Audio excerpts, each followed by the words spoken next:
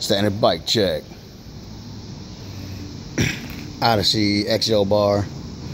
Scavenger grip. Shuttle bar ends.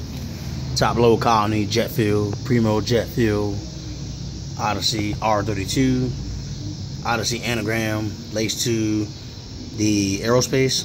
Maxxis Grifter 2.3. The frame is a Colorado 20.75. Scavenger jet fuel sprocket 28. Thunderbolts from Odyssey 175. Primo JJ oil slick. Chain is the KMC half link hollow pin.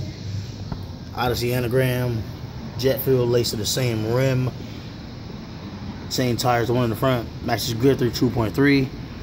Odyssey Ankin pivotal. I'm swapping out the dual seat post for jet fuel. Total weight of this bike is 21 pounds, 3 ounces. A lot of friends and I guess family wanted me to do a park bike, so I decided to do one. Bike came out pretty nice. Comment, rate, and subscribe. Thanks.